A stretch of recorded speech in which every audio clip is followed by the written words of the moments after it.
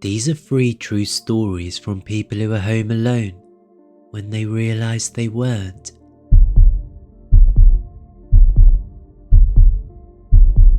I was 22, living in a ground floor flat in South London.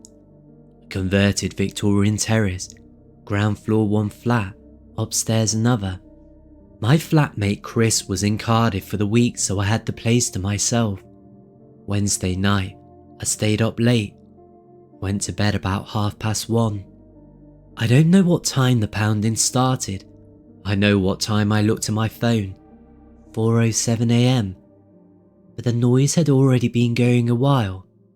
It had been in my dream first, some kind of construction noise. And then I was awake and it was real and it was at my front door.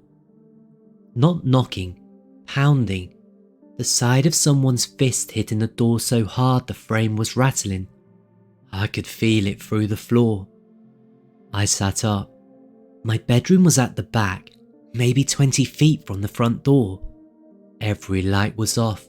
I didn't turn any on. I don't know why. I just knew. Don't let whoever that is know you're in here. Then it stopped. 2 seconds of nothing. Then the living room window. Same thing. Palm of a hand smacking the glass. Over and over. I could hear the glass flexing. A voice between the hits. A man. Loud. Slurred. Not words. Sounds. It went back and forth. Front door. Window, front door, frantic, angry, then all at once, everything stopped. The silence was the worst. I was standing in the hallway now, bare feet on the cold floor, my phone in my hand. I should have called 999 right then. I didn't. I just stood there listening, because some part of my brain was saying maybe he's gone, maybe it's over. Maybe I imagined just how bad it was. Then the back door. Our flat had a back door off the kitchen leading to a little patio garden.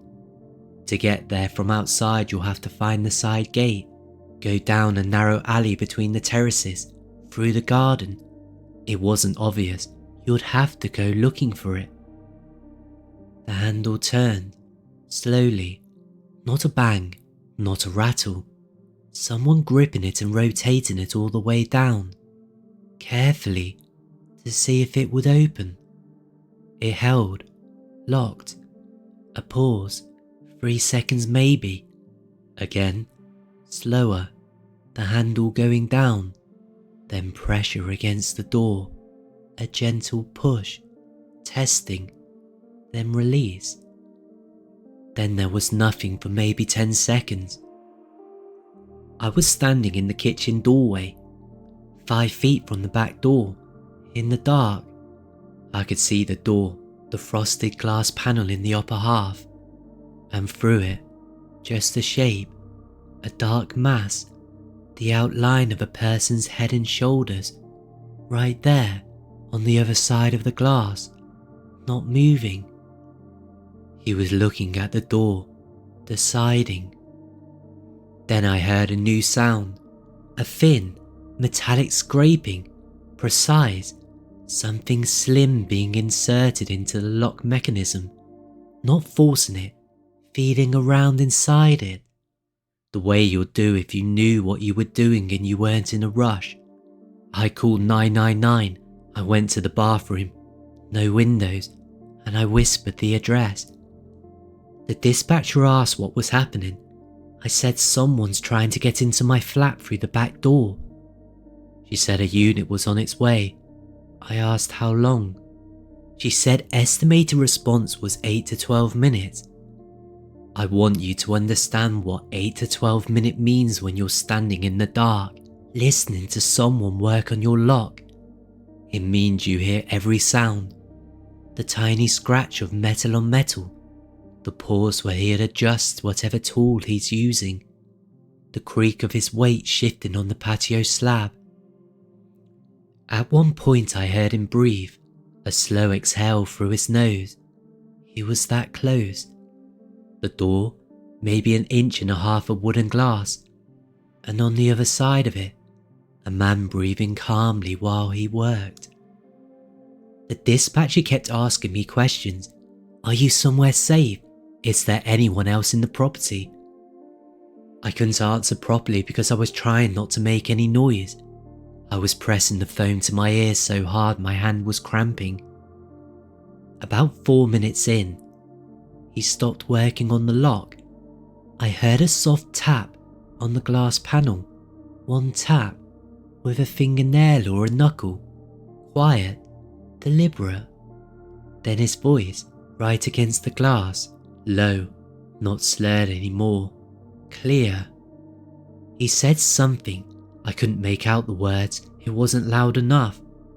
But the tone was conversational, like he was talking to me, like he knew I was standing right there on the other side, and he was just saying something casual. I stopped breathing. I physically stopped breathing. Another tap on the glass, then silence, then footsteps on the patio, slow, moving away, the creak of the garden gate, and nothing. The police arrived 3 minutes after that. They checked the garden, the alley, the street, nobody. But there was blood, on the front door where he'd been pounding, a smear from his hand, drops on the front step in the path, and on the back door handle, blood. On the lock face, more blood. The swabs confirmed it was all from the same person. They followed the trail about 200 meters before it stopped at a parked car. Empty. The next day, a neighbor told me a man a few streets over had been in a violent fight earlier that night. Stabbed. The police theory was that he was going door to door looking for help. Maybe. But here's what I can't get past, and what the police never addressed. A man who's been stabbed and needs help pounds on your front door. He shouts, he's desperate, that part makes sense. But then he goes silent, completely silent. He circles the building, finds the side gate, walks down the pitch black alley, comes into the back garden, and starts quietly, carefully, methodically working on the back door lock with some kind of tool. For 4 minutes, calmly, breathing normally, and then he taps on the glass and talks to me. That's not a man looking for help. That's a man who'd realised nobody was going to open the door and decided to let himself in. The police tested the blood. I called 3 times for results. First time they said it was being processed. Second time they said they'll get back to me. Third time a different officer answered and said the case had been deprioritised and that I should take standard precautions going forward. I asked what that meant. He said, new locks would be a good start. The thing I think about most isn't the pounding or the blood or the lock. It's the tap on the glass. The way he tapped once and then spoke, like he was done pretending to be desperate. Like the first part, the banging, the shouting, was the performance, and the back door was the real visit. The quiet part, the patient part, that's the part that was for me.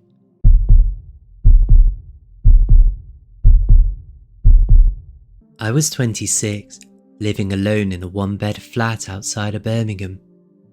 Modernish build, secure front door with fob entry, first floor, felt safe, I never had any issues. I worked shifts at a call centre so I got home at odd hours. I had a routine, shoes off by the door, I just kicked them off, left them wherever, then bagged down, heat up my food, sofa, telly. Thursday night, home around 11:30, went to the kitchen, kettle on, and looked up. The kitchen window above the sink was wide open, both panels, fully open, as far as they would go. I always kept that window locked. First floor, I live alone, it's automatic, I check before I leave.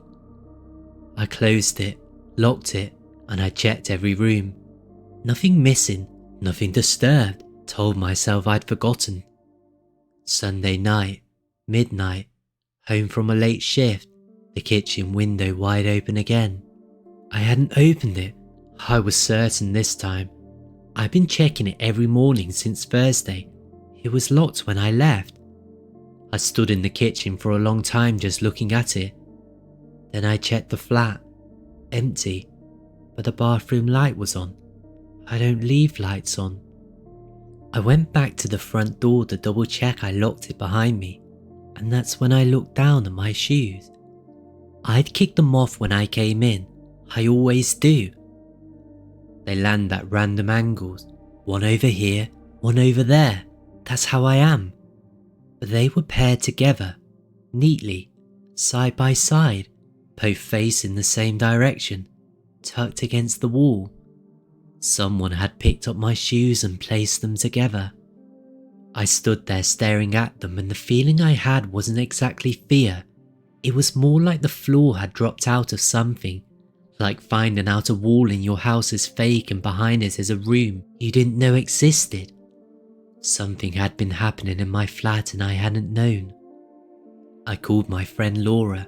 She came over. We checked everything again. No forced entry. Nothing stolen. I filed a police report the next day. They just told me to keep the windows locked. I brought a camera, one of those small ones you put on a shelf, and I pointed it at the kitchen window. I brought a secondary latch from a hardware shop and fitted it. A week passed. Nothing. I started to relax. Tuesday afternoon, I was at work when I got a motion alert on my phone. I opened the app. 3:14 p.m. The kitchen window opened from the outside. The secondary latch gave way. He'd worked it loose somehow. Hands on the frame. A man climbed through the window and stepped down from the counter.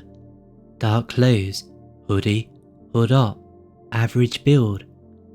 He walked out of the kitchen and out of the camera's view. I was standing in the break room at work watching a man walk through my home. He was gone for 9 minutes. The camera only covered the kitchen. I don't know which room he went into. I don't know what he did.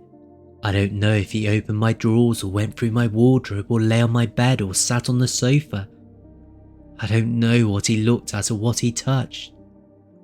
I watched the app for those 9 minutes, just staring at my empty kitchen on the screen, knowing he was somewhere in my flat doing something I couldn't see. It was the longest 9 minutes of my life. Then he walked back through, climbed onto the counter, out the window, and gone. He didn't take anything. The police confirmed it that evening. Laptop on the sofa, cash on the kitchen table, jewellery in the bedroom, all there. The things had been moved. In my bedroom, the duvet had been pulled back and smoothed flat again, but wrong. The fold was different from how I leave it. In the bathroom, my toothbrush had been switched from the left side of the holder to the right, and on my bedside table, a framed photo of me and my mum that normally faces the bed had been turned around. It was now facing the door, like he picked it up, looked at it, and set it back down facing a different direction, or like he turned it so it would be the first thing he saw next time he walked in. Nobody had told residents. The police canvassed neighbours, nothing. But they lifted prints from the window frame, and they got a match. 3 days later, the officer called me, a woman. I could tell she was being careful with what she said. "We've identified the individual. He's in our system." I asked for what? I can't share the specifics of his record. I asked if he'd been arrested. She said, "We're in the process of locating him." Then she said, "I'd strongly recommend you don't stay in that flat. Effective immediately." I asked why. She went quiet for a second. Then she said, "The wear on your window latch suggests that this has been happening for significantly longer than you're aware of." I said, "How long?" She said, "We can't be precise, but the latch mechanism is consistent with repeated forced openings over a period of weeks, possibly longer. I left the flat. I didn't even pack properly, bin bags, loaded the car, and I went to Laura's. He was arrested 2 weeks later. I wasn't told the details. I was just told there were other victims, but they wouldn't say how many. I was asked if I wanted to be kept informed about the case going forward. I said yes, but I've never heard anything again. That was 3 years ago. I still don't know his name. I don't know what his record was. I don't know what happened to the other victims. I don't know what he was doing in my flat for 9 minutes, and I don't know how many times he did it before I noticed. But what I know is this: he moved my toothbrush, he turned my photo around, he straightened my shoes, he pulled my duvet back and smoothed it down. These are small things, intimate things, the things you do in a place where you feel comfortable, where you feel like you belong. He wasn't breaking in, he was visiting, and the thing I can't stop thinking about, the thing that still wakes me up, is the window latch. Weeks, possibly longer, which means there were mornings I woke up in that flat, got dressed, made breakfast, left for work, and everything felt completely normal. And the night before, while I was sleeping, he'd been there, in the kitchen, in the bathroom, in my bedroom, standing over my bed in the dark while I slept, close enough to touch me, doing whatever it is he came to do, and then leaving, closing the window behind him, letting me wake up and live my day as if nothing had happened. That's the worst part. Not that he came in, that I never knew, that my normal life, my routine, my safe little flat, was already his, and I was just living in it.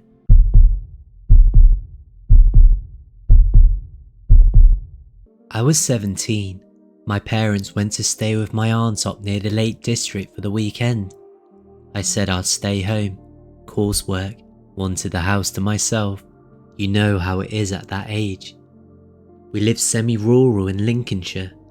Nearest house was a quarter-mile up the road, no street lights. When it got dark, it was dark. I mean properly dark. Open the door at midnight and you can't see the fence at the end of the garden. My dad was the kind of bloke who locked everything, every door, every window, every night, same circuit. Front door, back door, side door, downstairs windows. He drilled it into me and my brother since we were kids. It was just what you did. Friday night, my parents leave around 4. I do my coursework, I make some food, and I watch telly. About 11 o'clock, I do my dad's circuit. Everything locked, everything latched. Go upstairs, get into bed, and I fall asleep. I woke up, I couldn't see anything. I grabbed my phone, 1:14 AM. Everything was off, no landing light, no standby LEDs, nothing. Total blackout, dead quiet, no fridge hum, no boiler ticking, just nothing. I figured it was the fuse box. Happened before, old house, old electrics. Dad showed me how to reset it. Circuit breaker in the hallway cupboard, flick it back, done. I'd done it twice before on my own. So I got up, phone torch on, and I walked downstairs. I got to the bottom, turned towards the front door, open, about 6 inches, cold air coming through the gap. I could feel it on my bare feet. The deadbolt was unlocked, chain hanging loose. I'd locked that door. I'd done the whole circuit 3 hours ago. Deadbolt, chain. I remember the click. I remember the chain sliding in. I pushed it shut, locked it, put the chain on. I wasn't really thinking clearly. I was still half asleep. I think some of my brain was just going through the motions. Doors open, close the door, fix the problem. I went to the fuse box, opened the panel. The circuit breaker was in the off position, flipped down, and that's when it hit me, because I know how fuse boxes work. When a circuit overloads, the breaker trips upwards. That's the mechanism. It goes up, you push it back down to reset. This was down, it hadn't tripped. Someone had switched it off. Somebody had come into my house, walked to the hallway cupboard, opened the panel, and deliberately turned off all the power. Then they unlocked the front door. I went cold, not a sliver, like my whole body just stopped producing heat all at once. I was standing there with my phone torch and the light was shaking because my hands were shaking. And I remember thinking clearly, I need to leave, right now. Don't check anything else, don't go back upstairs, just go. Then from above me, from my bedroom, directly above where I was standing, the floorboard creaked. The one just inside my bedroom door. I've stepped on that floorboard every single day of my life. I know exactly what it sounds like, exactly, and I was hearing it now, at 1:15 in the morning, coming from the room I'd been sleeping in 2 minutes ago. Someone was standing in my bedroom doorway. I didn't move. For maybe 3 or 4 seconds, I just stood completely still, looking up at the ceiling, and I swear I could feel them above me, like a weight, like the house itself was telling me. Something was wrong in that room. Then a second creak, a different board, the one further along the landing, towards the top of the stairs. They were moving, slowly, coming out of my room and moving towards the stairs. I turned and went for the front door. I was trying to be quiet and fast at the same time and I couldn't do both, so I just went fast. The chain, I just put it back on. My hands were shaking so badly I couldn't get it out of the track. I was pulling at it and it was rattling, and from upstairs I heard the third creak, the top step. The chain came free. I turned the deadbolt, pulled the door open, stepped outside, gravel under my socks, freezing cold, pitch black. Behind me, inside the house, I heard footsteps on the stairs, not slow anymore, fast, someone coming down the stairs quickly. I ran to the car. I didn't have shoes, I didn't have keys, I didn't have anything except my phone. The car was unlocked. We never locked the car out there because who would take them? And I got in and hit the central locking and just sat there. I could see the front door. I'd left it open. The hallway was dark. The power was still off. And beyond the doorway was just black. I couldn't see anyone, but I couldn't see that they weren't there either. I called my dad. My voice didn't sound right. He picked up on the third ring and I told him what happened. All of it. The power, the door, the fuse box, the creaking. He told me to stay in the car and he'll call Kevin, our neighbour up the road. I sat in the car for 20 minutes, staring at my open front door. The house was silent. Nothing moved. Kevin pulled up in his truck, walked inside with a torch and, I found out later, a shotgun. He checked every room. The utility room window at the back of the house had been forced open. Latch snapped clean off. The fuse box manually switched off, like I said. And the front door, I left it open when I ran. Nobody was inside. Whoever it was had left, probably out the back the same way they came in while I was sitting in the car watching the front. Kevin checked my bedroom last. He was up there for a while, then he called my dad. My dad drove home that night, 3 hours. When he got there it was nearly 5 in the morning. He went straight upstairs, came back down and sat at the kitchen table across from me. He looked like he just aged 10 years. He didn't tell me what he saw up there for 3 days. I kept asking. He kept saying we'll talk about it later. On Monday night, sitting at the same table, he finally told me. My wardrobe had been opened.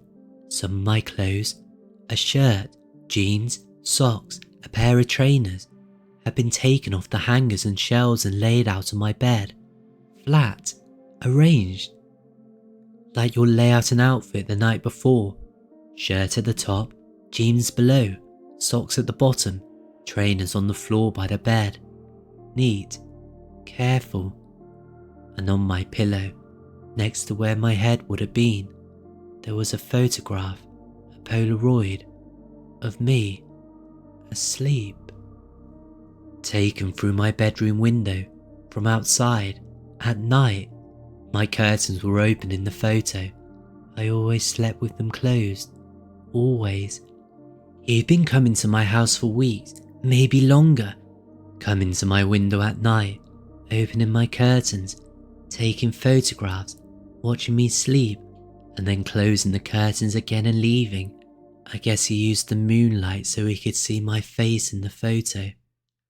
I'd wake up in the morning and everything would seem normal. I'd go to school, come home, go to sleep, and he would come back. And on this night, the night my parents were gone, the night I was alone, he decided it was time to stop watching. The police came, took the photograph, the prints from everywhere. They'd said they'd investigate. My dad called them every week for a month. They kept saying it was ongoing. Then the calls stopped getting returned.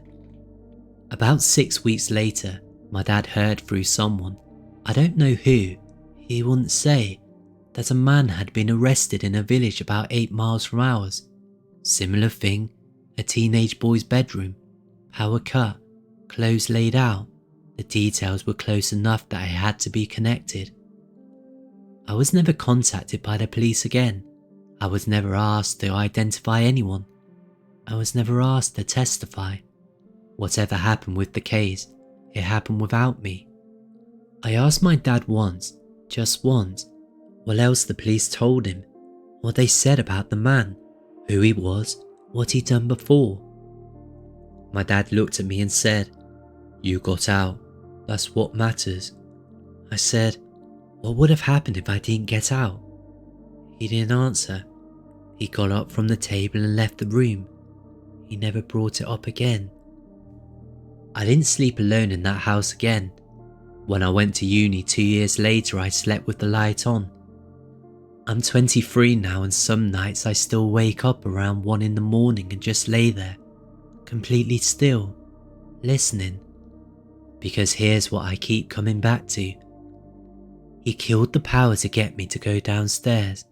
That was the plan. Get out of the room. And it worked. I got up, I walked out, and I went to the fuse box. And while I was down there, he went into my room where I'd been sleeping. He laid out clothes on my bed, my clothes, like he was choosing what I'd wear. And he put the photograph on my pillow, right where my head had been. If I stayed in bed, if I just pulled the covers up and waited for morning, he would have been in the room with me, and the clothes on my bed. I think about the clothes a lot. Why would you lay out someone's clothes unless you expected them to put them on? Unless that was part of whatever came next. I don't know what his plan was. I only know that one floorboard creak saved me from finding out.